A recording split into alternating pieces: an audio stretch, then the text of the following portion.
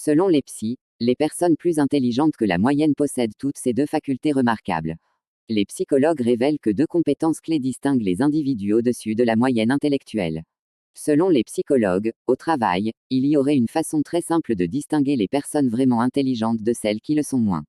S'il est certainement question de leurs compétences techniques et de leur savoir-faire, les employés les plus smart ont aussi recours à des stratégies qui leur permettent non seulement d'être bien vus par leurs patrons et par leurs collègues, mais aussi d'aborder leur mission quotidienne avec plus de recul, de sang-froid et d'organisation. L'une d'elles consiste à s'ouvrir aux critiques et à apprendre à valoriser ses retours, peu importe qu'ils soient positifs ou négatifs.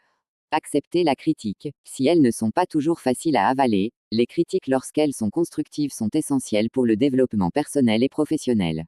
Les personnes intelligentes comprennent que ces retours sont des opportunités pour apprendre et s'améliorer. Elles ne voient pas les critiques comme des attaques personnelles, mais comme des indications précieuses pour ajuster leur approche et corriger leurs faiblesses. Elles ne se sentent donc pas découragées ou offensées par ces réflexions, dont elles vont en fait se servir dans leur intérêt. Dans le monde professionnel, ce sont donc des personnes qui vont essayer de pratiquer l'écoute active en prenant le temps de comprendre le point de vue de l'autre avant de réagir. Aussi, elles n'attendent pas que les critiques viennent à elles. Les personnes intelligentes sollicitent activement des retours auprès de leurs collègues et supérieurs. Elles posent le plus de questions possible pour obtenir des avis détaillés sur leurs performances et les aspects à améliorer. Travailler son esprit d'analyse. Après avoir reçu ces critiques, les personnes intelligentes vont prendre le temps de les analyser et d'y réfléchir.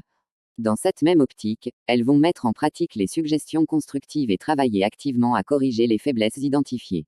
En s'ouvrant à ces retours, les personnes intelligentes peuvent continuellement s'améliorer et rester performantes. En acceptant les critiques avec intelligence, on réussit plus facilement à établir des relations de confiance avec ses collègues et supérieurs. De cette manière, on leur montre qu'on est plus réceptif et ouvert au dialogue. Être perçu comme quelqu'un qui accepte et valorise les critiques montre que l'on possède une certaine maturité professionnelle et une volonté de s'améliorer, des qualités appréciées par les employeurs et les collègues.